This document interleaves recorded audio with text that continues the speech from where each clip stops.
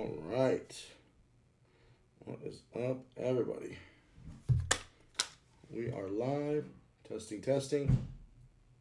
Testing. All right. We're going live with an exciting guest today, guys. Let me turn that volume down. We are going live with Andy Weins. Sorry, give me a second. Let me make sure my text went out. Hope everybody's doing good. Wait, what the heck? Did it not go?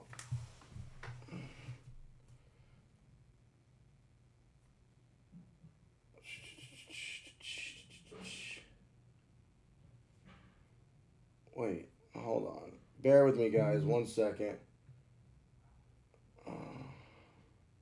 Did it go out? It said it went out. Did any of you guys get a text message that I'm going live? Because I'm trying to find if I got a text and it's not looking like it.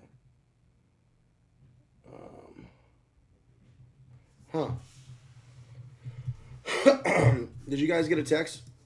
Any of you guys get a text that I'm going live? Cisco, what's up? Junk 180, what's up? Sean, good morning. Jeffrey, good morning. HD Green Solutions, afternoon. Barry, good morning.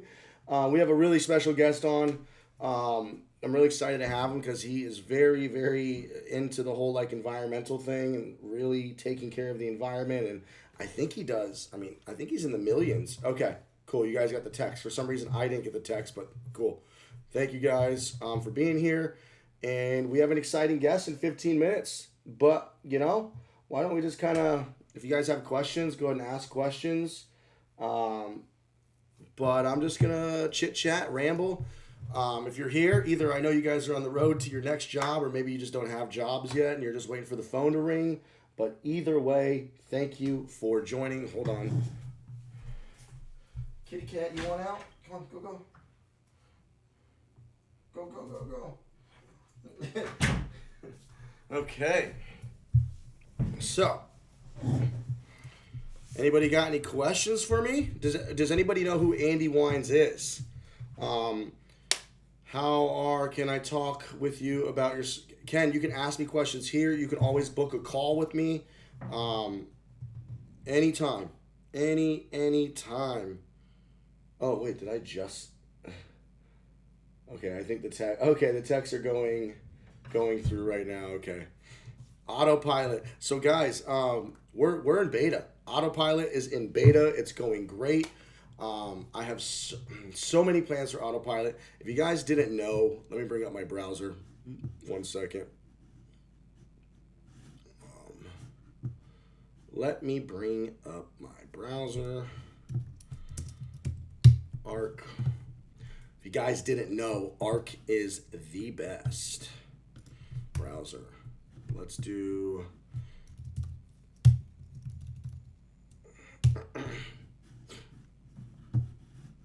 Let's see. Let's share my screen.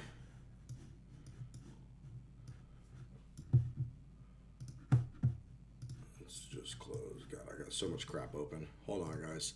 So, we have raised for Autopilot. Check this out, guys. Man, it's supposed to show... Oh, there we are. Okay, cool.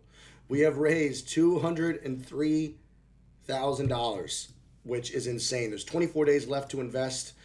I can only raise $250,000 max. So thank you so much, guys. If you want to invest and you have more questions, please just ask. There's perks to investing. We also have an investment package. If you guys invest a bigger amount, you get 6 months of mentoring. The mentoring's already started, so you'd have to watch the first 7 classes, but there's some crazy good classes. You get 2 years of access to the software, my course, 6 months of mentoring. There's no way you cannot. Guys, you're gonna get all kinds of value. Website, access to the software, stock in the company, my course, access to me. There's so much value. It's ending soon, so I figured I'd just let you guys know. If you guys want to invest still, there's a little bit of time. Hit me up.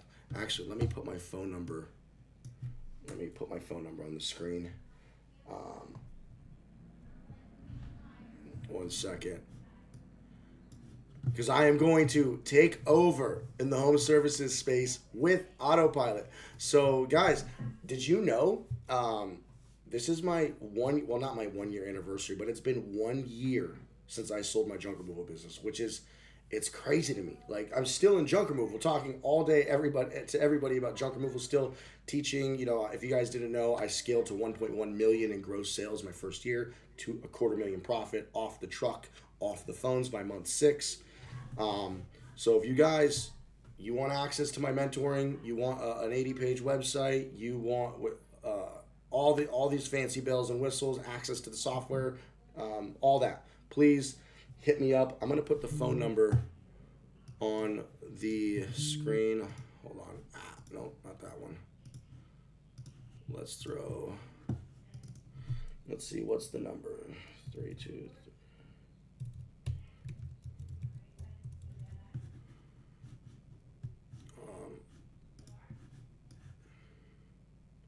My number is in the bottom right. If you guys, let me change that. Let's do the background. Let's do black.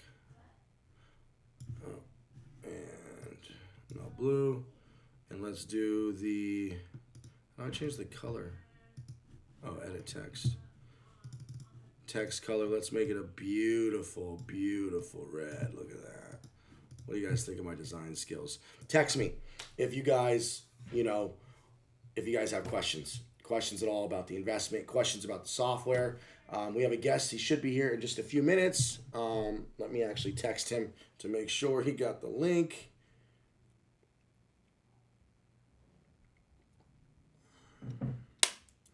You get the link.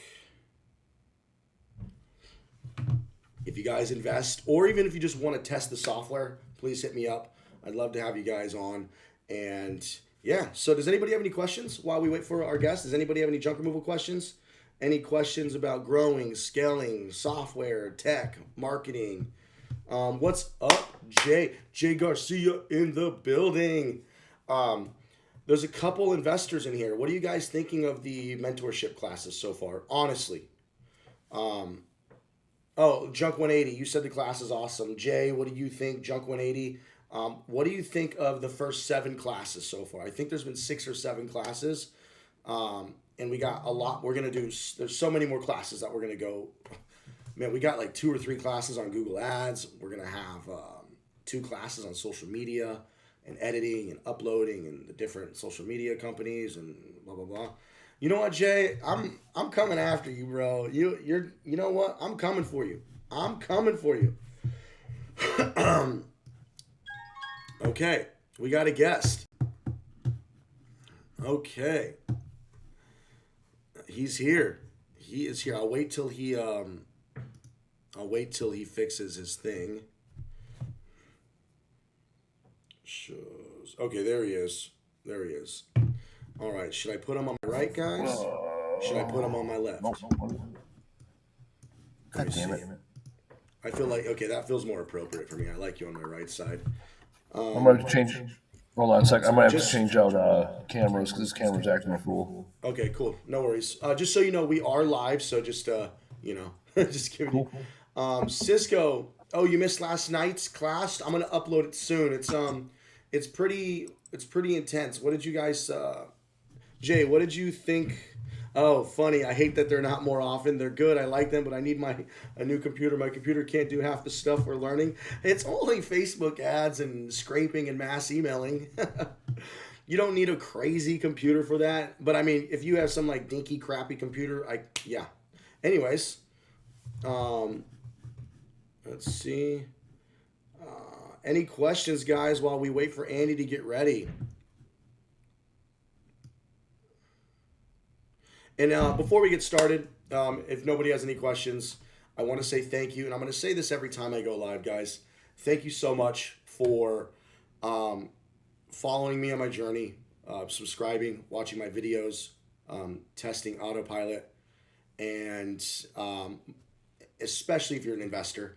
Thank you so much for having faith in me, having faith in the software, I cannot believe we've raised $204,000 from my YouTube community. There's, I've got 12,000 subscribers and we've raised $204,000. So thank you so much. It means the world. It's still kind of crazy.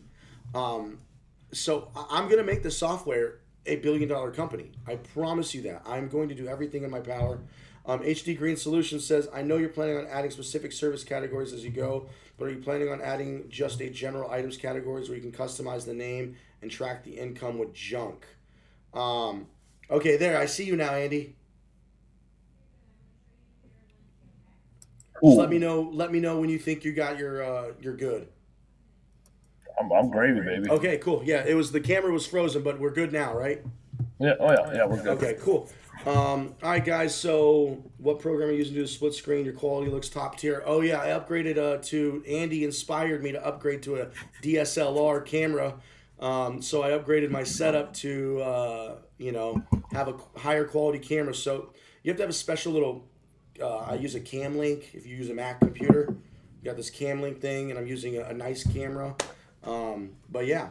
And anyways, guys, Andy is here, so let's dive into it. Andy, guys, Andy is surprised. When I first got into this business, I was YouTubing the crap out of everybody, right? And Andy, I think Andy, correct me if I'm wrong. Your channel's been around for at least a couple years, right? How long you been doing YouTube content? You were Probably 7 years. okay. Yeah, I 7, 8, remember 6 years. seeing. I binged all of the Matt and JoJo stuff, right? Steve Conroy, Matt and Yeah. JoJo. But then I came across all your videos where you got more into like the nitty gritty. You were cutting copper and like breaking things apart and telling me the 5 different types of freaking metals. And you're like, this one's this metal. And anyways, so I remember seeing your channel and I remember like vibing with you because you were so off the cuff with all your just off the cuff, just say what you fucking mean. And I was just like, I like this guy. I've been trying to get you on my channel for the better part of a year, and now we are finally. Now we're finally here. So, guys, Camo Crew, Andy Weins, he runs an awesome operation. We'll figure out a little bit more. I have so many questions for you, but I'm pretty sure he does. I'm pretty sure you're doing over $1 million in top line a year and multiple trucks. Served in the military like a badass. Taught me some redneck logic and redneck math and all this crazy stuff. And I'm excited to learn a lot from you and learn about, guys, the value that I think I want to try to bring out of this is his operations, because it looks like he runs a tight ship of operations. Yep. And I'm sure that comes from a military background. And then also, I'm going to get him off of Jobber. No, I'm just kidding. And then also, something else that really inspires me that I hate to say it, but I'm just going to be honest with you guys. I suck at taking care of the environment. I'm a piece of shit when it comes to that. I do my best, but let's learn some stuff from him. So, Andy, thank you so much for finally coming on to the Andrew Thompson channel. How are you? Appreciate it, man. Hey, no, I'm excited to be here. Yeah, we've connected. We've known each other for a bit. You've been on my show a few times, so now with the opportunity to do it up here. Awesome. And if you guys are getting feedback, let me know. I'll get my headphones. So, we're gonna start. Let's go back to the basics. Like, we're gonna do this the basic podcast interview. Tell me who's Andy? Give me a quick background of who you are before you got into junk removal. So that origin story, yeah. So, before I got into junk removal, I was 5. So that's how far back we go. So at 5 years old, my dad and I would go around the nice neighborhoods the day before trash day and pick up treasures. So everything from bikes to skateboards to toys to different things along the way. That's I grew up doing that. So I've known that all my life. My great grandfather owned scrap yards in the landfill. I heard about stories about him. He died 50 years before I even started my business. And so I grew up doing all that. And then 2009, I come home from Iraq in 2007. 2009, I'm laid off. I started driving around the northwest side of Milwaukee, picking up appliances on the side of the road, having that recycling mindset from the day one. So the idea that people would pay me to go into their houses to remove items was like a novel fucking concept to me back in 2009. So I've been grinding now since then. So 16 years. I did the thing, trucking a truck. I was trucking a truck for 6-7 years. I deployed again, came home from my last deployment, and then decided, no, I'm going all in. So went all in 2016 with my brother. We got in the franchise world. We had 10 franchises across the country at one point. Got out of the franchise world, sat through a 2-year non-compete, and now I've been back at it the last 3 years.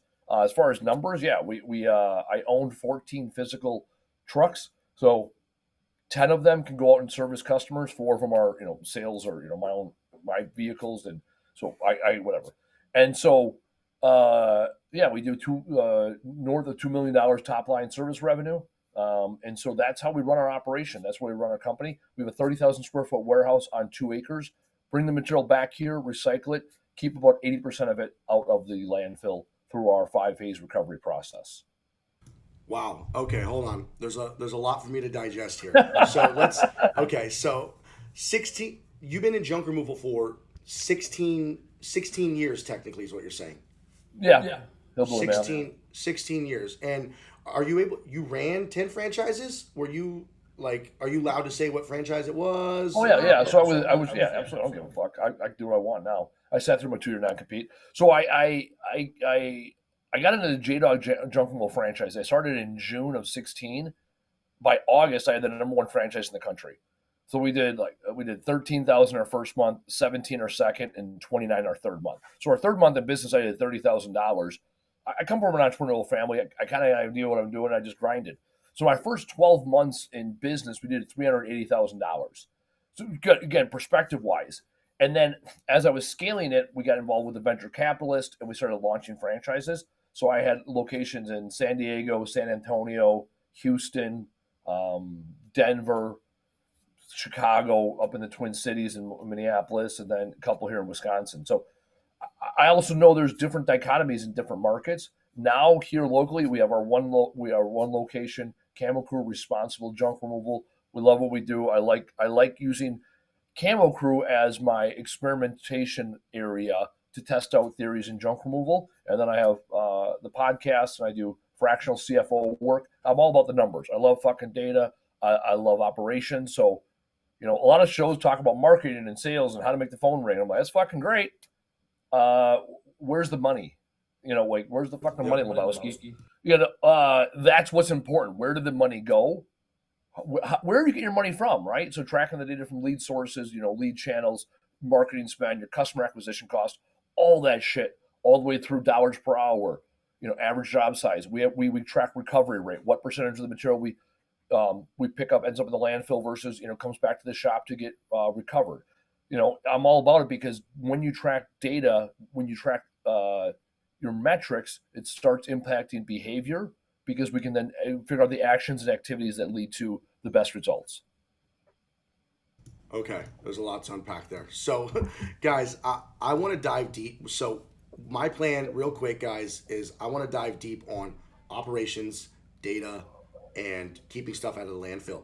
But to backtrack a little bit, what got you into? Because I'm a numbers and data guy, and I'm known for that on my YouTube channel. You coming from a military background, I'm curious. Were you always a numbers guy, or did you get into numbers because of business, or were you always just into numbers even as a kid? Not many people. I would say 99% of junk removal business owners don't track numbers. I would say maybe 90. Okay, maybe I'm being a little aggressive. 90%. So have you always been a numbers guy? And we're going to get into the numbers guys, but I want to just know a little bit about Andy before we dive in. Yeah, I like math. Growing up as a kid, I like percentages. I love fucking watching Shark Tank, right? And I realized that when you talk about big business talks in numbers. When I worked for waste management for a few years, and it all came down to EBITDA, and it came down to what are the results of the actions and activities? That's what it comes down to, right? And I like sports. I like being competitive, right? You like football. I fucking love football. The Packers lost to the Bears this last week, and it was pathetic, right? The Packers had 200 more yards from scrimmage than the Bears did. It's like, well, obviously yards don't equal fucking points because they lost the game. So tracking that data is important. And then for me, I looked at, okay, what actually matters? I've had a scorecard up to, at one point, my scorecard was over 50 different numbers I was monitoring. So I monitored all of them to say, okay, what are the two things I look for in numbers now are which ones are leading indicators, which is going to predict the future for me, and what are actionable indicators. Because we can look at a bunch of fucking numbers for looking at numbers' sake, but it's like, well, why? So let's look at, for example, a leading indicator. A leading indicator for us is how many commercial accounts do we add this week? Okay, we added this many commercial accounts, and then we can say, okay, oh shit, we added this many. Okay, so it's a leading indicator because we know how much revenue it's going to produce in the future. A lagging indicator would be say, well, how much revenue did we did this week? So now we can look at leading indicator. First thing, how many commercial accounts do we add this week? Second thing, where the hell do they come from? Okay, let's look at the marketing. What was the lead source, lead channel? And then we can say, okay, all right, we got them from networking. We got them from Google. We got them from whatever. All right, so where am I going to spend my money this week so that I can land more commercial accounts next week and next month and next year? So that's the difference between a leading indicator and a lagging indicator. Some people like disposal cost. I am surprised how many people in our industry do not track disposal cost. Disposal cost, industry average is 6 to 8% of total revenue. Now, I break it down even further. I look to get to a percentage based on service revenue. So I'm not factoring in my scrap, my recycling, my resale, my whatever you fucking sell cardboard boxes. Some people do that if they also do moving, whatever. I only base it off of how much service revenue I do in junk removal. And then from there, I know exactly what my disposal costs are.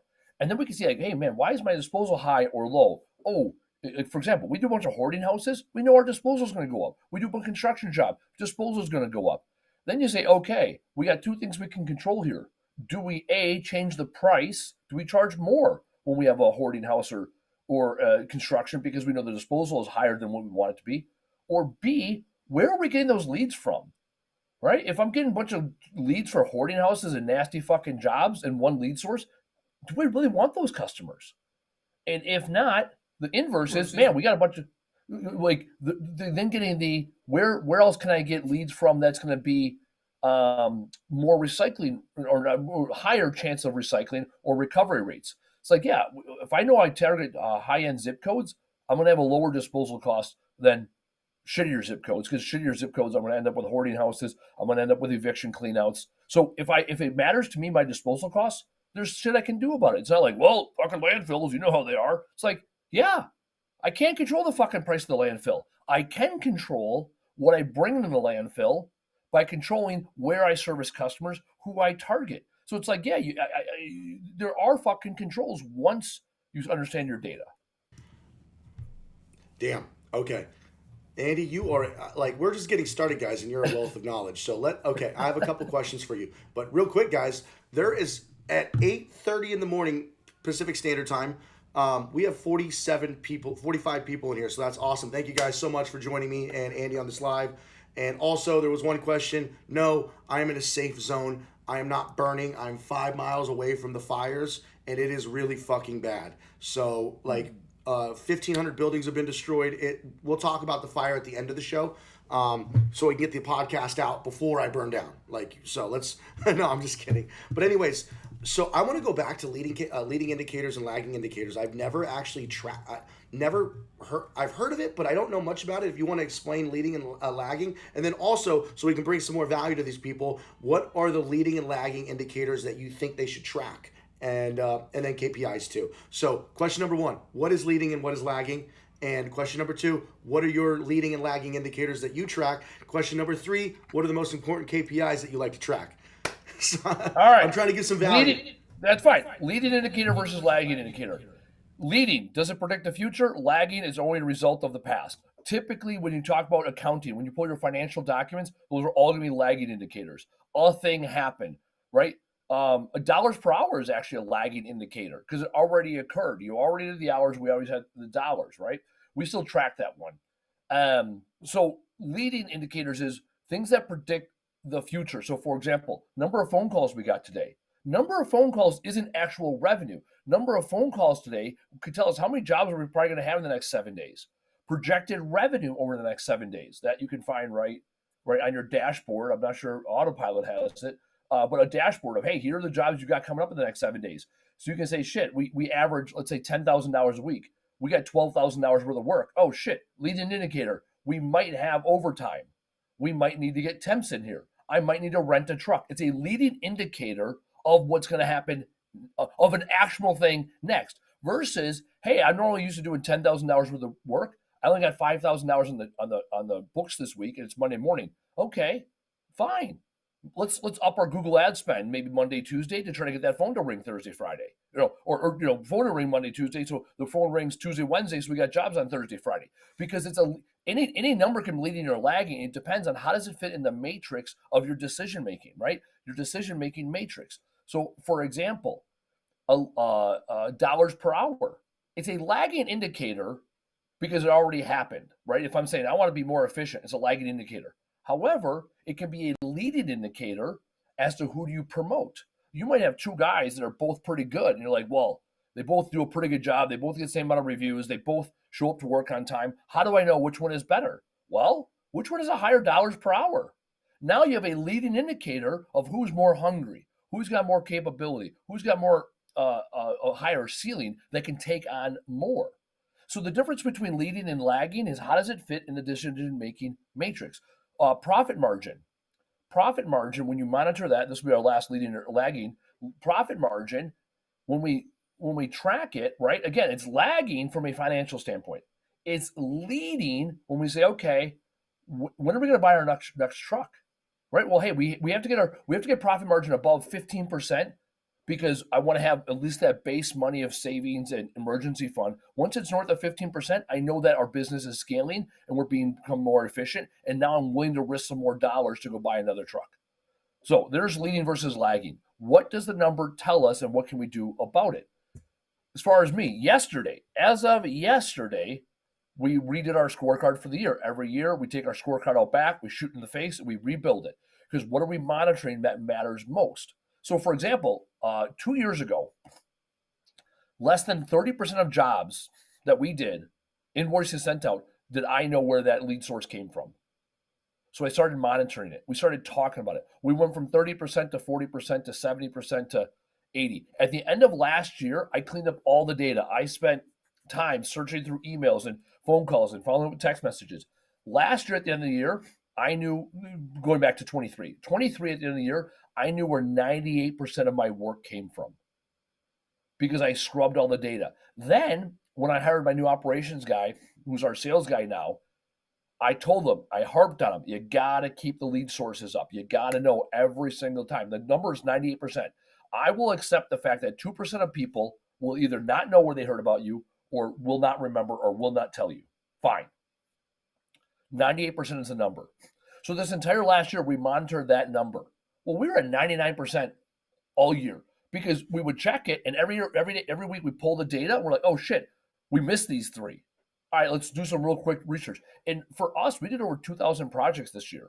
So that means we're averaging between 40 to 50 jobs a week. That means if we're missing 3 or 4 lead sources or lead channel, we're below our 98% threshold. So because we're monitoring it all year and we made adjustments in our processes, now this year we're not monitoring it anymore because we made the actions and activities. Now I know when I spend my marketing dollars, I know I'm making decisions based off of data. All right, let's talk about what matters to me. Here are the no shit scorecard items that we are doing next year. Profit margin, number 1. Bottom line up front. How many dollars am I fucking making every time my truck goes out there, right? Profit margin. Second, dollars per hour on the current week. How many dollars per hour did I have? We have a threshold. How many dollars per hour do we want each guy, not just a truck team, because a truck team can be 2, 3, 4, 5 guys. So broken down, dollars per hour for every single person I put in the field. Overtime versus all hours. We can start monitoring overtime, and then if we say, oh shit, overtime's going up, we need to hire somebody to bring that number back down. Or why is it this guy got 3 days of work and that guy got 5 days of work? When they both got 4 days, they would have both been under overtime. Fine. Reviews, huge one. Reviews per job. Our number is 25%. I want 25% of my jobs to give us a review. Last week, we were at 23.81. The week before that, 39.13. So, and I know every single week. I look at it every week. So last year, rolling 13 weeks, we're at 25.75%. So there's a reason why I have 1,558 reviews on Google. I think it was 1,554, 1,558. It was 1554, but there was 4 that weren't, whatever. Depends on where I look, right? I look at Nice Job or I look at Google. Anyways, I got 1,500 5-star reviews. Why? Because we fucking monitor it. And after we monitor it, we talk about it. And then we reward our employees. So here's a good example of how the numbers matter. Our employees, this is my fucking shoot from the hip, take care of my guys. Our guys, they get $1 per review, $2 if their name is on it, $5 with a picture, where the customer posts a picture. Only Google. Every Tuesday at Tuesday morning training, we're handing out cash. I like that a lot. I like that one. Again, so this is where, because you have your 3 questions, which were what are leading and lagging, what are the ones, what are my favorite, and what are we monitoring? And then important KPIs, but you should probably explain what a KPI is before we dive into a couple KPIs. Got it. I hope you guys are enjoying. We kind of dove in right into the meat and potatoes of numbers. We don't fuck around. Yeah, I hope. Yeah, dude. And by the way, before you continue, I'm learning a lot. I'm like processing, because honestly, I track numbers like crazy, but I didn't do much leading and lagging indicators, and but I'm loving it, and I'm thinking how I could even apply it to my software business. But why don't we talk KPIs, and then we'll go on to the next conversation outside of numbers. Yeah, that's fine. All good. So those are the first 4 of my scorecard. My scorecard has 15 total metrics on it. So those are the first 4. So when we talk about KPIs, key performance indicators, a lot of times people will talk about, oh, it's my finance department or my accounting department. No, it's all fucking numbers or data. That's why I love talking about them. And so this is the you collect the data. The data turns into KPIs. The KPIs will then allow you to understand your business so you can make better decisions. So there's 2 things we track in our business: KPIs, key performance indicators, and CSMs, common sense metrics. Right? Often, I like that. Common sense metrics, right? So like a common sense metric is like, how are the phones today? Oh yeah, they were cranking. All right, good. We know the phones are cranking. We're in a good spot, right? Now the KPI is how many phone calls was it actually, right? So then we actually track that number. So for example, a very simple common sense metric for me is, I want the schedule full and I want the warehouse empty. When the schedule is full and the warehouse is empty, that means my business is healthy. That's it. I ain't got to do shit. I can sit my happy ass at home, pull up my cameras at work, take a look at the warehouse floor, pull up my ops software, look at my schedule and say, all right, schedule's full, warehouse is empty, business is healthy today. So a CSM is when you walk into the doctor and the doctor's like, how are you feeling? You're like, oh, I'm good. Well, the KPI is, here's your blood pressure, here's your fucking oxygen, here's your fucking whatever temperature, you know? So what would you call that? The common sense KPI, just schedule full or not, basically? Common sense metric. We just call it common sense metric. But again, there's different ones. So for example, if I say, hey, is that a good employee? And someone says, oh, they're a shitty employee. Why? Oh, he always shows up to work late. All right, yep, that's common sense. Don't you show up to work late? Yeah, you're not a good employee. Right? Now I can go pull the KPI, I can go pull all of his fucking punches. The fact is he shows up like shit. You know? Or another one for us when it comes to employees, we have 4 values. Our third value is camaraderie. The sentence behind it is, people want to work with you, you want to work with people. So when I'm here at the warehouse and I'm walking the yard, or I listen to guys talk, right? Like if you got kids, for anybody with kids out there, when the kids are in the back seat with their friends, somehow they fucking forget the parents are in the front seat. And they're just, employees are no different, right? So if I'm out in the yard and I hear one of my employees be like, oh yeah, fuck that guy, I don't like working with him.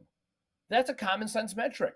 That employee is probably not a good fit for our company when guys don't want to work with him, because we value camaraderie. We value people that want to work with people.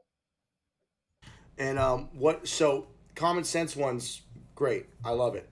What about what actual KPIs? Let's get it just really quick. One last time, get into the nitty gritty. What KPIs are you tracking that does use numbers like average job size? Oh yeah. So we have an EDOR. So it's our end of day report. So on our EDOR, we've tracked. This is where the guys were on the trucks, very tactical. So the numbers that we look at that are most important: direct labor as a percentage of total service revenue. So how much labor did you have as a percentage of service revenue? What was your disposal rate? Percentage of disposal compared to service revenue. Gross profit margin, so percentage-wise, gross profit margin, dollars per hour, recovery rate. Those are all the KPIs that our guys track every single day, every job. And then also AJS, average job size, because we want to see, right, there's a certain level of control when it comes to AJS, and that is for our industry, AJS is a huge number. So those are some of the basic KPIs that we can track day in and day out. You don't need to pull a financial report. You can just look at, all right, I had 6 jobs, I did $3,000, $500 average job size. I got a very important question for you that I struggled with internally in my company, and I was always back and forth. And I think you're a smart cookie, dude. I can already. You're witty. You got jokes. I've heard you before. But fucking jokes. Here's something I struggled with internally in my company, and I never could figure out the answer. Was I believe you're transparent. You kind of just show all of your numbers to your team. I struggled with my team knowing how much, because when they see $5,000 a day coming in and they're like, oh, Andrew just made $2,500 profit, I start to get this weird feeling that they see all these numbers and they think I'm just rich now. When in reality, and I don't like to have to, well, guys, I pay taxes and workers' compensation, and they just see. So do you truly just let them see all numbers, and how do you work your way? You know what I'm trying to ask, right? How do you deal with that? They know everything. They know everything. Now, can I ask why? Why? Yeah. Because people will fill in the fucking gaps. Sorry, guys. I know there's an echo. I have to mute my mic because my headphones aren't working. I'm so sorry, guys. Yeah. So if it's echoing, just remind me. I'll mute my mic when he's talking. Yeah. Go ahead. Okay. Yeah. So how do you? Yeah. Yeah. No, I've been watching you mute the mic, but I've been being conscious of waiting for you to mute it too. All right. So this is why. When you leave ambiguity on the table, when you choose not to share all information, humans, I wrote a book about psychology where I got a copy here. Words fucking matter. Go pick up your copy. There we go. Shameless plug. Retrain your brain to use language that serves you. Dude, I didn't know. I'm going to literally, I just, hold on. Tag it. All right. That's fine. So I absolutely love books, and I'm making the conscious decision to give Kindle a try. So, because I'm just so sick of not having my books with me at all times when I'm traveling and in the car. So anyways, guys, go get his book. I'm going to get the book right after this. What is it? Words fucking matter. Words, what is it? Words fucking matter. Words fucking. All right, cool. Keep going. Okay, so please continue. All right, so here's what happens. People will fill in the gap. So let's use your classic example. They'll say, oh man, all right, Andrew brought in $5,000 today. He's fucking rich. Man, if I made $5,000, I only made $200 today. I'm making $20 an hour. I work 10 hours. And this guy made $200 and his guy made $200. All right, so we only made $600 plus, my car payment's probably $100, or when my car payment is only $150 a month, his car payment's got to be $150 a month, right? They'll start and they'll be like, man, this motherfucker made $3,000 and on that 5,000. They already see the money coming in. They already know the top number, right? So when you don't paint that clear picture, they don't know what's going on. With our guys, when we do our quarterly training, we got quarterly training in 2 weeks from now. I start with, this is how much money the company made last quarter. That's the number I start with. And I show them where all the money went. Our guys know for the longest time, it costs us $6,000 a day to walk in this building. That's what it costs us to run this business. That's the building, that's the trucks, that's the insurance, that's our salaried employees, right? So I break it down into 3 basic buckets for the guys. We got our fixed expenses. We got our variable or our COGS, and then we got what money comes in. They know everything to a point on our EDOR, on our end of day report. Every single employee knows what every other employee makes dollars wise. Why? Because they already fucking knew. They already talk. And I have a matrix that says this is how much you will make based on your skill set, right? We have 4 positions. We have recycling specialists, recycling specialists, drivers, crew chiefs, team leaders. So when you're a team leader, you're making $20 an hour. When you can drive truck and trailer, in addition to being a crew chief, you make 21 because having that truck and trailer, we use it for hot tubs, we use it for demo jobs. You're an extra asset. When you're a crew chief that can be a trainer and drive truck and trailer, now you make 22. Like, we make it so simple. This is how you will make money in this company. Forklift certification, that's an extra $1 an hour. Demo certification, $1 an hour. Dump truck, $1 an hour. Box truck, $1 an hour. So every single time you pick up a new skill here, you make more money. So now all of our guys know every single day how much money's coming in. They know how much we spend at disposal. They know how much the guys make, and then they also know where we need to be. Our guys, our goal is to make 68% profit. We keep our COGS under 32%. That is our goal. And so now our guys know that. And then they say, oh shit, I know we have trucks. I know we have a warehouse. I know we have advertising, and they know what that big number is. So let me dive just a little bit deeper on this, and then we'll go to the next question. So I completely understand that. Here's where I struggled is, let's say I made let's just, for an easy round number to make the math easy, to make what was it, redneck math, or was it a no, redneck logic. Redneck logic, hillbilly math. So doing some hillbilly math, I make $1,000 a day, and my gas was $100. My dump fees was $100. My employees see an 800 spread, right? Are you for them to truly see the big picture, they need to see my Google ad spend, my Facebook ad spend, so are you saying you show all that stuff? Let's go, baby. Let's okay, here, there ain't nothing fucking. There ain't nothing I do in real time. Hold on, I didn't know you can share your screen on this platform. Let me give me 1 second. Yep. I have to move my mic a little bit here, so my keys are in the way. All right.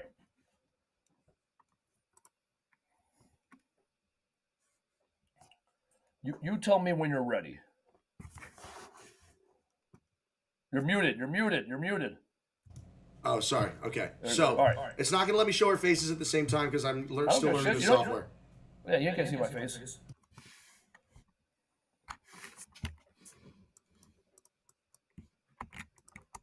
So what do you want to know? What numbers can we do for you? Sorry. Let's just pretend the gas is $100 and the dump fees were $100 and labor was $100. Okay, this is a common scenario. I'm just throwing some random numbers out there. This is a common scenario. My employees would see these, right? Okay, they would see these, and then they would just assume Andrew made, unless I went out of my way to be like, guys, no, I have Google ads, I have insurance, but they would see this number, and this is where things got very uncomfortable for me, where I was always like, fuck, they see the top line revenue and they know how much we're spending on fuel. They have a fuel card, they have a business credit card, but they still they don't see the other expenses. So do you say you show them all of your expenses? Everything. So okay. What I mean by that is, but I also tell them what the goals are, and I don't explain, but they know they know the cost of the building, roughly, right? They know that we have trucks. I just tell them big numbers. So for example, let's say your fixed expenses on the month are $10,000, right? That's what it costs you to run your fixed expenses. And that could be, in your fixed expenses, we're going to say that is your Google ads. I'm just breaking this all down, but that is your advertising, that's your salary, right? You got to get paid. That's your rent, that's your insurance. You just tell the guys, hey guys, it's 10,000, okay? And this month, we're going to say there's 21 working days in January. I can make it even simpler. We'll make it even simpler. This is the simplest hillbilly math you ever seen yourself. Great. All right. So now this is what you tell the guys. This is you tell the guys hey, here's where we're at. On our day today, we spent $500 to walk in the building. It cost us $500. $10,000 a month when you run this business. 20 working days. It cost me $500 to walk in and turn the lights on. Cost us another $250 to facilitate the work. So we had $750 in expenses on the $1,000 in revenue. That means we made $250. Okay, so basically you bring this spreadsheet up and they all see it, and you run through the numbers with your team. Correct. So this part here, I don't explain this to them every single day. We talk about it every quarter. And what we talk to them about is, what is this number here? This number is what matters most. What is our profit margin? So here we're at 25% profit margin, right? And you tell them, if we're less than 10%, this is, again, hillbilly math, baby. If you're less than 10%, you're already dead. That's a fact, reality, right? If you're less than 10%, you don't even have enough money to go pay for some advertising and go get more work. Less than 10%, you're dead. My 10 to margins. 20. Yep, I was in the 20%. I was 20% margins off the truck, off the phones. Okay, so 10 to 20%, you're running a good business. Your margins north of 25%, it is not repeatable. There's something you're doing in your business north of 25% where it's not repeatable, or it's not scalable. Right? You might get that. I tell people, you can find a sweet spot where you can make about 25% margin and make enough money to live, you're fucking golden. Right?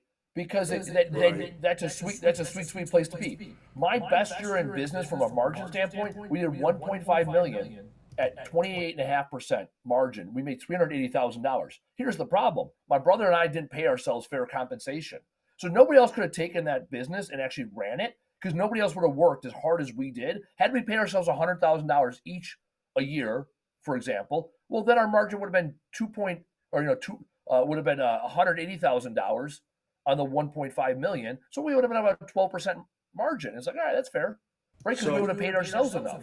All right, I want to ask you one more thing, and then we'll dive into the next topic, guys, because there's two more topics I want to talk about you with. Shit, we could talk forever, man. But I got somebody who wants to not come at you, but kind of like my perspective that I battle with. So he says, My Choice Shipping says, it's never a good idea to open up to your books totally to people you pay hourly. How do you respond to that? Like, how do you just believe in transparency? Why do you believe showing these numbers is good? This is something I struggled with, so I'm very interested. Yeah, so our battle cry this year is ownership by all. I want my recycling specialist, day one, to take ownership of his role within this organization. In order for me to get him to take ownership, I have to give something. So that means I got to give transparency. I got to give him perspective. I got to give him what I see so that he can start to see what I see, so we can grow this business together. I'm not going to argue with that guy. If this guy's like, hey, I will never show my numbers, sounds good. Yeah, no, guess what? I think it's a great. So you're basically just a public company, right? Your numbers, like every public company, has to show their numbers. Period. Here's the deal. I don't have to do shit. I get to. You know what I got to do today? I got to sleep in this morning. I got to do a consulting call with a junk removal company up in Canada. I do fractional CFO work for them. I get to come here and sit here and hang out with you for an hour on this podcast. And then I'm going to go to a CDO roundtable. I'm going to go to the gym. Then I'm going to go sit down with my business coach. That's what I get to do today. Guess what? I'm not answering the fucking phone. I'm not on the trucks. I'm not monitoring anything, because other people own those areas of my business. So that's a choice I can make. Now, I can also tell you, I got some companies I consult with that they go on vacation and take the phone with them. Right? Well, if that's your choice, it's an abundance mindset versus scarcity mindset. I have an abundance of knowledge. I have abundance of love, right? I'm sitting here talking to 47 people live, and my buddy Andrew in California telling you, like, yep, I did $2 million top line revenue. I got 14 trucks. My building's $6,000 a month for me to own. The fuck else do you want? Yep. And to go back on that point, you make a great point. When people take their phone on vacation, I read the original Cash Flow Quadrant by Robert Kiyosaki, Rich Dad, Poor Dad. It was kind of like probably like everybody's gateway into understanding real estate. But he made a really good quadrant, like a matrix kind of. There's a huge difference between self-employed and business owner. Business owner means, can you leave for vacation and it runs itself? Not only runs, but continues to thrive. Now, a CEO can't leave forever. But that's just a good. So I agree. So you built a business based on trust, transparency, and operations, which is something I want to get into. And final thought here: every fixed mindset position that you have, every one of your listeners that's stuck, guess what? I was there too. 9 years ago when I launched this bad boy, I did not have what I have today. This wasn't like, fuck it. Let's just tell everybody everything and everything's gonna be fine. It's whimsical and no. This was hard. Like it was 3 months ago we made the decision about, with our end of day report, that we put the actual dollars in of what everybody makes. I'm like, these motherfuckers, they all know. They're all talking. They sit in a truck together for 8-10 hours. You don't think they talk? And I know, because when one guy gets a raise, guess what? There's a line out the door of people wanting raises. So you know what? Ever since we've been transparent, there's a lot less questions to answer. Now let's get back to work. Let's focus on the work. Man, I'm learning a lot, man, about just business. So, and Dude, you're a wealth of knowledge. And also, by the way, you've sold a book too. I'm gonna go buy it. So, I don't know how much you're gonna make off that 9.99 Kindle. You know, Seven cents. so there's a topic I really want to dive into because I know you have military background and I've seen your operations, but I kind of want to skip operations and military and how you combine the two for now and come back to it because I want to go to something a little less intense for just a second because numbers and operations can be intense. So, guys, we're going to go to my other thing I want to talk about is when did you start hugging trees so much? No, I'm just kidding. Tell me about this 4 R's, 5 R's. Break this down for me and why it matters to you besides saving money. So we talked about this yesterday as we focus on our core focus. I'm a big fan of EOS, the Entrepreneurial Operating System, and your core focus is 3 to 7 words that define your company. And my personal thing is I've talked about this for years, and I haven't got down to 7 words yet. I'm getting there, but the goal is to breathe life into the people, the products, and the places that I interact with. So I suppose I could just say breathe life into people, products, and places. So my whole thing is I grew up getting bullied. I grew up the poor kid in a rich area, or not rich, but good area, nice area. And so, and I looked at other people around me. I'm like, wow, you know what? A lot of people have value. Places have value. Things have value, and yet in society on the surface level, we discard them. Our number one employee right now, our top guy, spent 7 years in jail. Right? He's a felon. He is relatively unemployable most places. I saw value in him. And so for me, it's got nothing to do with hugging trees. I despise the landfill. For me, it's like, how do we extract value from everything we interact with? How do I make the most out of every second of my day? And so that's very philosophic. And so when it comes to the jobs, my dad is a collector. Hoarder, he gets offended when I say. He's a collector of things, right? He grew up poor. And so every time he sees things that are being discarded, he's like, man, what value can get out of that, right? For me, there's not a time I drive by a dumpster that I don't want to hop in and see what's inside. I got this curiosity that I want to see what's going on with the world. And so for me, it comes down to every time we go to a job, every time we walk in somebody's house, it's like, man, who else could use this thing? And solving that equation, that's fucking interesting to me versus putting it in the landfill. So it is deep, deep seated the way I was raised and the way I see the world. And now the opportunity I have is to teach people how to best utilize the 5-phase recovery process. 5-phase recovery process is simple. It is reduce, reuse, repurpose, recycle, responsible disposal. That's it. This is nothing crazy. Say it one more time.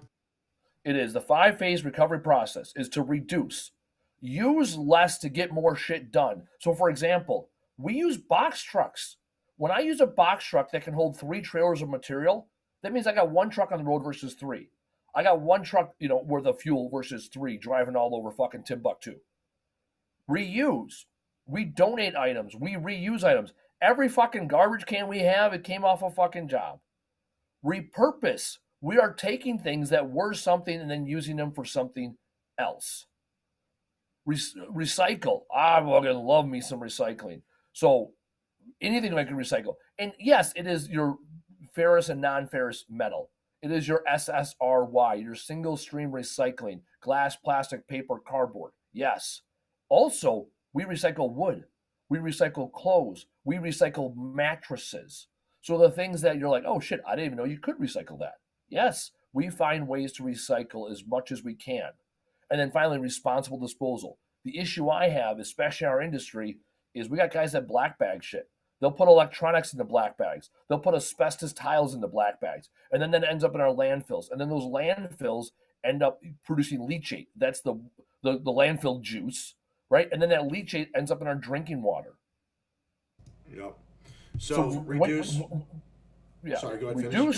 Reduce, reuse, repurpose, recycle, responsible disposal. When you follow that system, you're making the world a better fucking place. And when you can follow that system, you have something to talk about at networking events. You got a selling point when you're in front of your customers. I describe it real simple. When you hire Chuck in a truck, Big Blue, whomever, I tell my customers, they're going to show up with a dump truck. And when you're paying someone 15, 18, 20 bucks an hour, and all they got to do is press one button to dump it out the ass end, You really think they're recycling? Because go on to Big Blue's website or College Hunks or really anybody, and you'll see, oh, we recycle 40 to 60%. The fuck they don't. I know they don't. The one that does, shout out my boy Justin over at Junk Luggers. Those guys are legit. They track their numbers. They track their data. They're the only franchise I know that actually tracks it. When I was with J-Dog, they hated me talking about recycling. They're like, it's not part of our program. Yeah, so I tried very hard out here. I donate when it's a clear and it's in the clear path of the like. But the problem is LA traffic, dude. I couldn't get it just was so hard. But I would try when I could, and I loved when I got like a lot of metal jobs and it was like all metal. I was like, yes, I get to go scrap this. But yeah, man, reduce, reuse, repurpose, recycle, responsible disposal, guys. If you really want to see him break down metals, literally in his warehouse, cutting shit, like, and you want to see how he does it. I mean, you take the freaking cords out of lamps. Like, you're not like you take. Yeah, I saw you're like taking everything like to the wire. Yeah. So a lamp, for example, a 5 pound lamp, a 5 pound lamp at 8 cents a pound is worth 40 cents when I put it in my 40 yarder, right? When I take it apart, it can be worth up to $5. If I got 2 pounds of brass in there at $2.20 a pound on the brass, I go from 40 cents to $5. It takes me a minute and a half. So I'm curious. I know you have the number. How much revenue came back last year from scrap? I'm like, I know you got the number. We've been talking numbers, but you don't got to give me the exact number. But what? Hey, baby, I only do fucking exacts. I don't fucking dance. Right? This ain't time to fucking dance. Here's the number.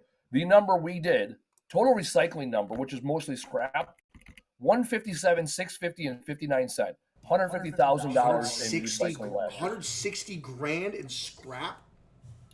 Scrap and electronics. So when I talk about my business, right, and that's on $2 million. Yeah, no, that's still wildly that's insane. Do you? Oh, question. Okay, sorry. I'm gonna go off and answer the scrapping thing, and then Nick Avery says, do you have a store that you resell? Is that part of your revenue? Reselling. No, that's a great question. So we had a resale store. We had it for a number of years. I've done it all when it comes to resale. I did everything from online auctions, in-person auctions. Like we had a fucking auctioneer here, fucking. Hey, you get that whole shit. We also had, and then we had an actual physical store we let people show up to and do the thing.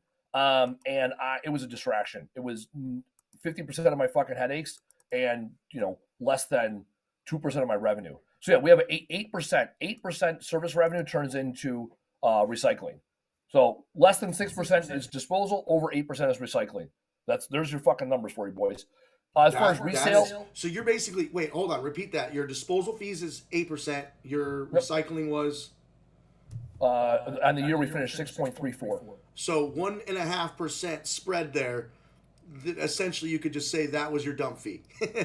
in a no, way. I made 1.5% more. Oh wait, I made more. More than you wanted to make money. Yes, dude, I made more. Okay, that's fucking impressive. That's impressive. Real quick, Russ Berry does something, I think. So why don't you do this with your resale? You said it took time away. I can understand that, or distracted you. Russ Berry hires somebody whose sole job is to list items, and she just takes a commission. Yeah, absolutely. I love that guy. And if that's the solution, go ahead and do it. I've had a dozen people do that, and they flake out. Casey Bubba Lawrence, my old business partner on the Trash Talk Business Podcast, fucking shameless plug, Trash Talk Business Podcast, coming to you every week, Monday or Tuesday afternoon, live, coming from Butler, Wisconsin. Catch me on YouTube. Anyhow, check out his podcast, guys. You can find it on Spotify, Apple. He has an app. It's called the Trash Talk Podcast. Trash Talk Business Podcast. Trash Talk Business Podcast. That's why you can tell when I'm doing a plug. I had radio. I used to work in radio as a DJ. And so like when you have like a 10-second talk and you're like, check out Autopilot, your solution to all your operational problems. My friend Andrew over at Jedi Junk Removal launched his business and grew over 300% from the aid of Autopilot. Check out Autopilot at autopilot.com.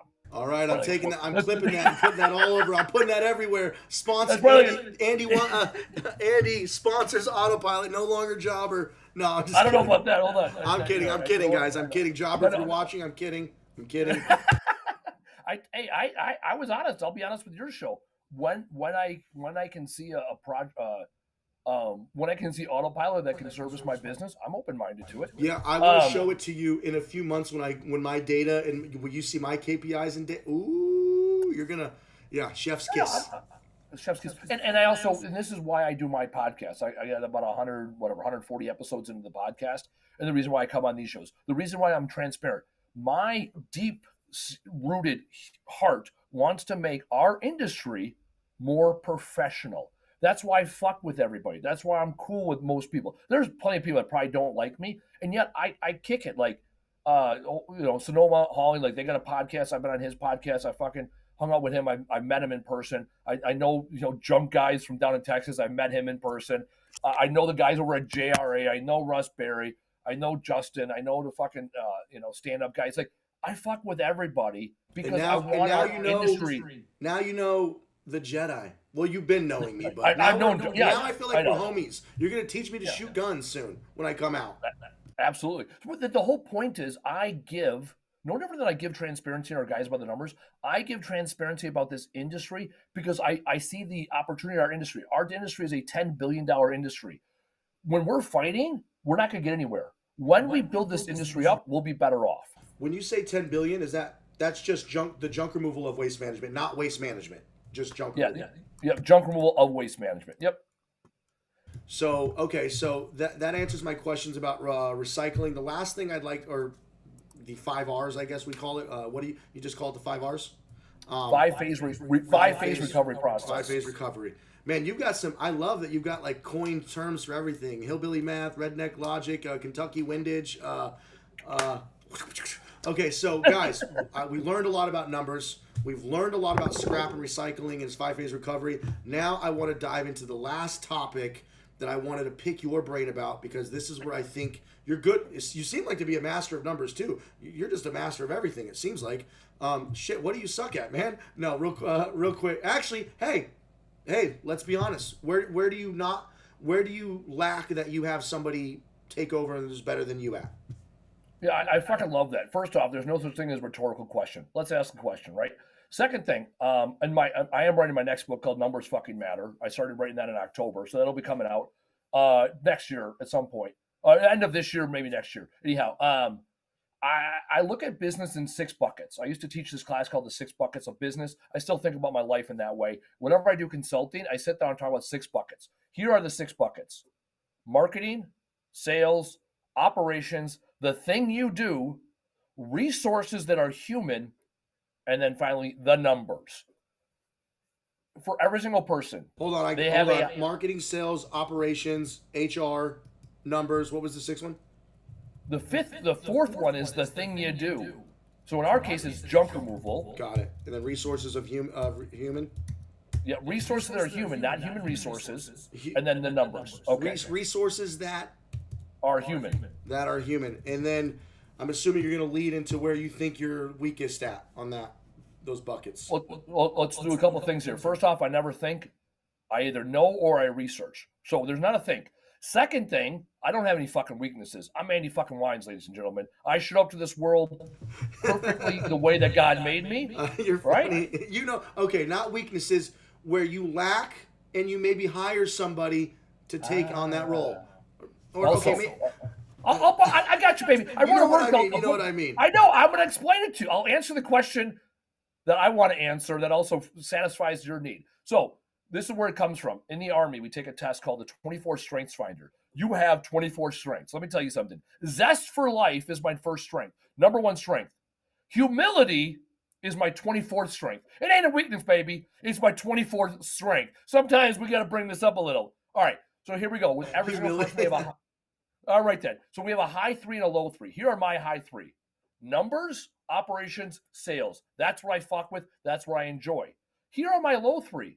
Marketing, junk removal, or the thing you do, and resources that are human. So to that end, when I look back at when I first started my business 9 years ago, one of the questions I always get is, What is the most important decision you make? The first hire. That's the most important decision you make in your business, your first hire. I was very fortunate. My brother was my first hire. He's my business partner. He is great with humans. People love him. He's a lovable kind of guy. He is great with marketing. He's actually an internet celebrity now. You can look him up, Ike Winter, I-K-E Winter, W-Y-N-T-E-R. He takes some of the wood that comes off our jobs and creates art out of it. Third thing is he is great. So he's great at people, he's great at marketing, and he was great at junk removal. So in retrospect, I realized I had a great business partner that filled in the gaps. Now my current business partner, his high three are sales, resources that are human, and junk removal. So him and I both lack in marketing. So guess what? We got a third-party marketing company. We got a marketing consultant, and now we're going to be hiring a marketing person so that we can get better at an area that isn't our strength. Awesome. But yeah, I knew your strong points. I knew it was going to be numbers, sales, and operate. I knew that. Can you explain the bucket resources that are human? What do you mean by that? Yeah. So, for example, a lot of times people are like, oh, he's really good with people. He's a sales guy. I'm great at fucking with people. I am not one that's going to be a great leader of people. Working with vendors is the bane of my existence. When I've done a 2-week time study, working with vendors is my least favorite thing to do in the entire business. It's not something I enjoy. Now, there's other people that love developing relationships. They love working with people. Now, also, I don't like to hire or fire. I'm not a huge fan. Like, that's not what I do. My business partner loves to hire people, loves to train them, loves to encourage them, loves going firing them. He does. So he has the hardest part. Oh no, he loves it. He is so good at it. He has it down to like 11 words. That's our joke. This is how he fires people. This is it. He walks them in the conference room. The piece of paper is on the table, flipped down. He walks in and says, "You're not a good fit for our company values." Flips over the sheet of paper and says, "Sign here."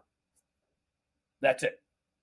And all we go, we have 4 values: hunger, dependable, camaraderie, esprit de corps. Every single person we hire, fire, and promote is based off of those 4 values. That's it. Hunger, dependable, camaraderie. What was the last one? Esprit de corps. Spirit what? Esprit de corps. It's Latin. Esprit de corps? Yep. You're gonna have to explain that one. Yep. It is this higher. Actually, no. Fuck. I'm not gonna explain it. I'm gonna pull it up right as it sits. Hold on. Stand by. Here we go. Hunger. Growth-minded, personally, professionally. Dependable. Do what you say what you do. Camaraderie. People want to work with you. You want to work with people. Esprit de corps. A shared pride, loyalty, and commitment to a group or organization. Might have to take those for my company. I'm just kidding. I like your 4 values a lot, man. Dude, you're a wealth of knowledge. Your 5-phase recovery. We got your 6 buckets. We've got your 4 core values for your company. We've learned a lot about numbers. We learned leading indicators, lagging indicators, KPIs. Guys, I mean, this is probably the most like cram-packed information session that I've ever had on my channel. So, yeah, and we have one more thing that I want to dive into that I'd love to get your knowledge on. And this is something that I'm really passionate about too, like end-of-day checklist and weekly reviews and just because I've seen your operations in your videos, and it's like a military fucking. It's like when something really bad happens in the movies and they set up like an FBI fucking camp, or they set up camp and they got the computer screens and they got the team. So why don't we just talk operations in general? Break it down, whether you apply military stuff or how do you run your business and where did you learn your operations, blah, blah, blah, blah.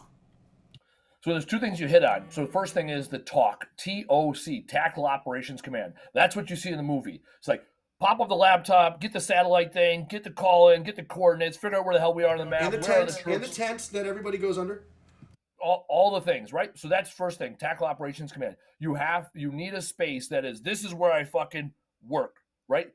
Second thing, this is what you touched about. Here we have fundamentals. Everything in our business is written down. So here's one of the fundamentals. You touch on it. As soon as you send it, I typed in fundamentals on my fucking high-speed computer, right? Pulled it up. Here's the fundamental. This is what makes us successful. The fundamental is called keep the cadence. So let's think about this for a second. Cadence, that's a military term. Military cadence, when you're marching in step. How do you keep people in step? By cadence, right? Here we go again, right? That kind of shit. Here's what we do every single day. Daily, I'm going to do daily all the way to annual. Daily, morning huddle. Every morning, 7 to 7:05, morning huddle. 7:05, 7:15, project overview. 7:15 to 7:30, launch. Get the guys out. 16:30, 4:30 for my civilian types. End of day brief. End of day brief is when service and operations sit down, how to go and run the schedule for the next day. Also, two or three hit times throughout the day for my operations guy. This is daily. From before 7:30, all the emails, phone calls, and voicemails and text messages from the night before need to get gone through at the latest 7:30 in case there's any changes before the guys launch out. Typically, he's got that done before the 7:05 meeting. Sometimes we get that text message right at 7:30, like, oh, hey, I got to cancel or whatever. Fine. So when the trucks leave, that's their schedule up to date, hot and fresh like a Little Caesars pizza, right?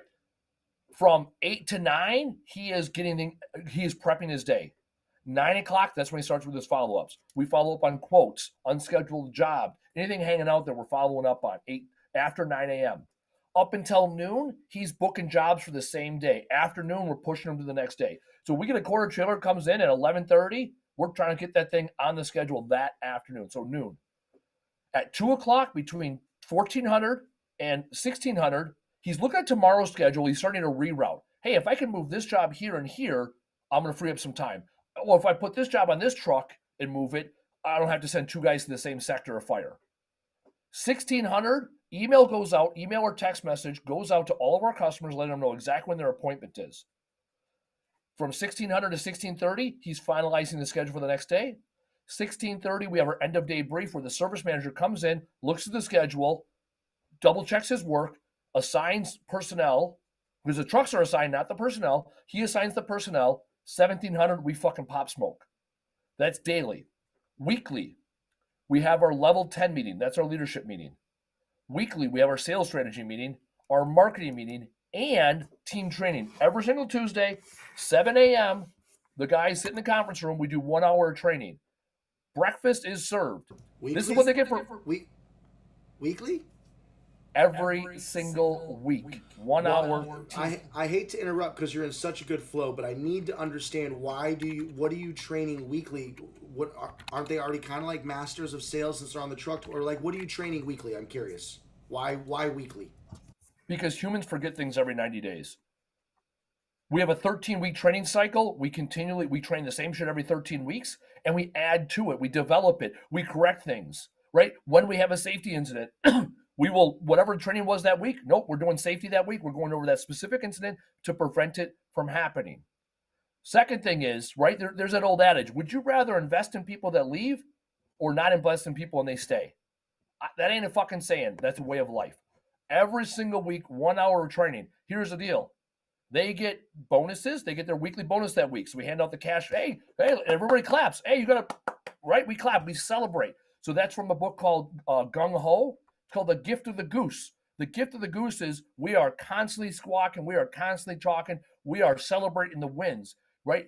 When it comes to a lot of employers, they want to catch people doing the wrong things. Nope. I want to catch you doing the right things. So it gives us an opportunity to catch you doing the right things. Breakfast is served. This is a very important one. Breakfast is donuts, pastries, or whatever. When the guys hit their metrics for the week before. It's their metrics, not mine. Their metrics last year were on-time rate, dollars per hour, reviews per job. When they are green across the board, we're having bacon and eggs, boys and girls. We're having hot fucking lunch, right? So when they hit their metrics, we celebrate with hot breakfast. So now, every single week, they are engaged with hitting the numbers. So the next thing we do, every month. We're getting some good feedback. Great knowledge here. For real, this man's on fire. So yeah, you're on fire. Keep it going. All right.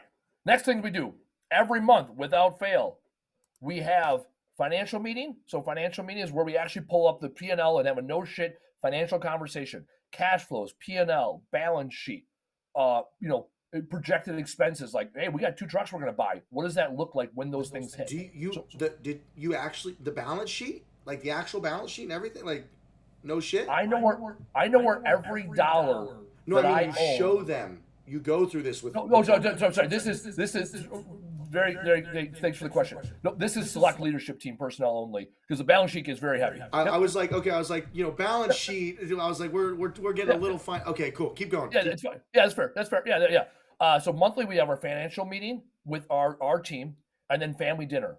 Every single month we sit down. We have family dinner. My ma cooks. We bring it in. Normally on a Wednesday or Thursday after work, we sit down, we eat chow. Is family dinner like actual family, or do you mean like the whole team family, the whole company? Team family, our company. Cool. Yep, we call it family dinner because we come together. There's no rank. I sit with whoever. Like we just kick it. It's our time to sit back, chill. This is what we do quarterly. Every quarter we have a planning session. Every quarter, you talk about weekly training in 1 hour. Every quarter we bring every employee in for 8 hours of training. We answer the phones. We don't do any jobs. 4 days a year, we shut the company down for the whole day. 8 hours of training? Like, meaning like just going through everything? Phone call training, just everything? Taking calls? No, we much higher level than that. No, we teach our guys. Yeah, we're talking much higher level. I mean, not much high, but how to get reviews. We tell them where the company. So it always starts with, here are our values. Here's our focus. Here's where this is how we finished this last quarter. I have a no shit financial conversation with our team, what we're doing. Also, what projects we got coming up this quarter. What are the major rocks we're doing? What assets are we purchasing? Things like that. So they got things to get excited about. Like when we got a new forklift, hey guys, we're getting a new forklift. This is what this means to our company. This is how we got here. This is why we're going there. Got a question for you in the chat. How long do your employees last in your business? What's your retention? That is a great question. Not as long as I would like. We actually completely flipped over. So last year at Christmas, there's only 3 people that were still here last year at Christmas. Our entire company flipped this last year because we had really bad, toxic people I let stay here for way too long. And so when we flipped the employees, now our average tenure across our guys in the field is right at 6 months. Nice. Cool. Yeah, that sounds about right for a manual labor-ish sales position. Yeah, probably like a year, but yeah, I want it to be more. So the other thing, just to wrap up keep the cadence, what we do is we also do every quarter. So we have our team training. We also do an employee outing.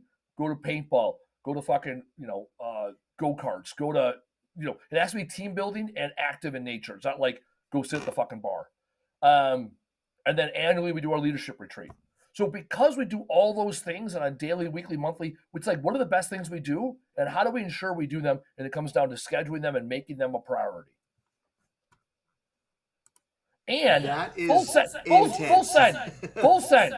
I want to make this point abundantly clear. As I sit here today, proudly pull out my sheets, proudly share this information.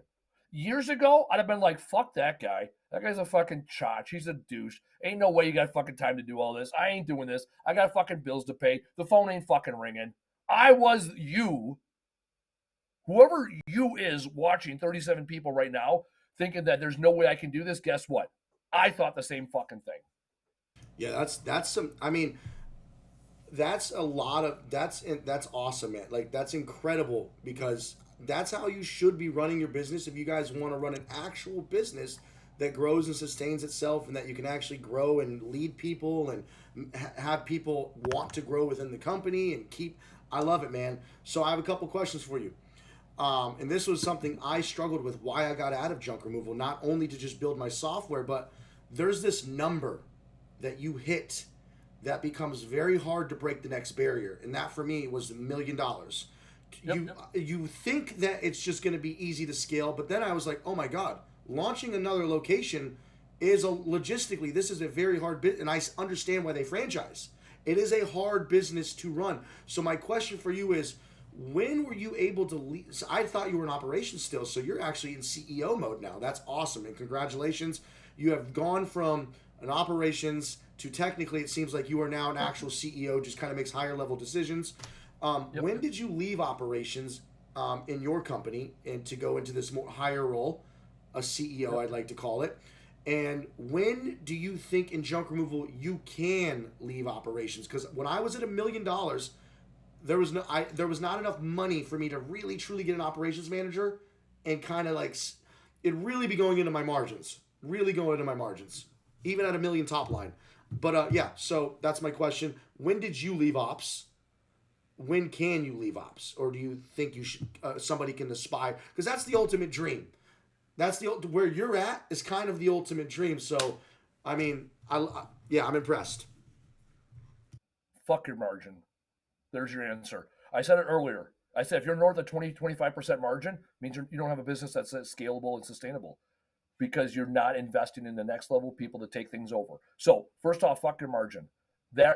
When you're so focused on that margin, those margin dollars, you're living in a scarcity mindset versus abundance mindset. Abundance mindset said, shit, I got to $1 million. How do I get to 2? Oh, I got to sacrifice some margin. Let's go. There are certain thresholds along the way, right? Most an independent operator, a guy on a truck answering his phones, can get to about $500,000 a year. They're running a truck, they're answering the phone, they got a second or maybe a third truck running. You can only get to about $500,000 a year by being the only leader in the organization. In order to get from $500,000 to $1 million, you typically need 1 or 2 other leaders within the organization, a service manager, operations manager, something. And then get from 1 to 2, you need another person. Beyond 2, where I'm at now, I have a guy that runs the full operations, the day-to-day. It happens somewhere between 1.5 and 2 million, where you can make that leap when you have the actual capital to compensate someone accordingly, to not actually be doing stuff day to day and doing it. For us, we started in June. I gave the phone away in April of that first year, fiscal year, if you were, for rolling 12 months, to another gentleman, because I was gone for 3 weeks away for the Army. I was put in a position where I had to make a decision. And so from that point, I haven't looked back. And now there's been other times. Last year, October, or 2023 in October, when my company was faltering, I jumped back on the phones. I was on the phones from October until fucking February of last year. We made a hire that was bad. And then we hired a guy the day after Christmas. And by March 2nd, he was running the phones. I went to Puerto Rico, where'd I go to? I went to the Dominican Republic for a week. I came back, he's like, dude, fucking sucked. Like, this went to shit, this went to shit, this went to shit. And I looked at him, I go, good. You figured it out and you survived. We got some comments in here really quick. Top-notch content right here, local junkers. I don't know if you know who that is. That is John Aguirre from Happy Junk Removal out in Arizona. That's my boy. Yeah, I know. John's been on my show. Yeah. So that's John. And then we got somebody in here, Moving Forward Cleanouts. Got a new hero. I'm assuming you mean me, right? No, I'm just kidding. Dude, this has been awesome. I could keep going and going and going, but I do have a 10 o'clock meeting. Otherwise, I could. Dude, Andy, guys, if you have a question, ask it right now, okay? So, Andy, dude, this has been, I'm like, you know what? I knew you were a smart guy, but damn, you impressed me a lot more than I expected. Not that I'm like judging a book, because I knew you're smart. I'm just like, holy shit, dude, you're like full of knowledge. So what's up, Max? I appreciate it, man, so much for you coming on the show. I'd like to have you on again where we just shoot the shit a little more, just kind of more freestyle rather than me kind of like interviewing you. But yeah, Andy, tell people where they could find you, and yeah. Yeah, it's simple. You can, they're my boy Xavier, fucking Max. So here's the deal: you can find me. The simplest way, you can find me on Facebook, dude. Find me on fucking Facebook. Find me on LinkedIn. Just Andy Weins on Facebook. Yep, and then also AndyWeins.com. You can pick up my book on Amazon. Words fucking matter, and listen to Trash Talk Business podcast. And that's it. Cool. I am relatively Max. Shout out Max. Max, my guy, is like fucking 23-year-old duder out there in fucking Maryland. The guy will text me like once a month, random things like, "Hey man, I did this. What are your thoughts?" Right? Xavier, check out Xavier's books. I bought all 3 of Xavier's books. My team is using his How to Get Commercial Leads book. It's fucking legit. There you go. It's like boom. See, there you go. Like, this is the thing. Like, I'm doing these plugs and these shout outs because I love this fucking industry. I love the people in this industry. I give credit where credit is fucking due, right? And so people will hit me up. And my thing is, when people hit me up, I do consulting for companies. I do CFO work only, really. So I can be your chief financial officer. And a lot of times people hit me up and they're like, hey, man, I want to hire you. And within like 10, 15 minutes, I can solve their fucking problem. At least give you the next couple steps. And then we never talk again. And it's like, that was dope. Like, I find that interesting. So it is very simple to get a hold of me. My phone number is on the fucking Facebook. It's on LinkedIn. Like there's nothing ambiguous about me. Like here the fuck I am. Go hit up Andy. He does free coaching calls up to 10 hours of free coach. No, I'm just kidding. 10 minutes. 10 minutes. I'm kidding, guys. I'm kidding. Hey, actually, I want to ask you a question once we get off the stream. Can I call you like in a half an hour, or shoot you? Because I do want to talk to you about something. I'll shoot you a text. We'll figure it out. Shoot me a text. Yeah. Right. Hey, Andy, thank you so much, guys. We stuck with a lot of people. We had 50 at the peak, and 30. So this is a really good podcast, and I want to have you back in and kind of dive a little bit deeper into your crazy, amazing brain. And thank you so much, Andy. As always, guys, I leave you with this: success is often covered in dirt, but so was gold at one point. Toodles, peace. All right, thanks, Andy. Deuces.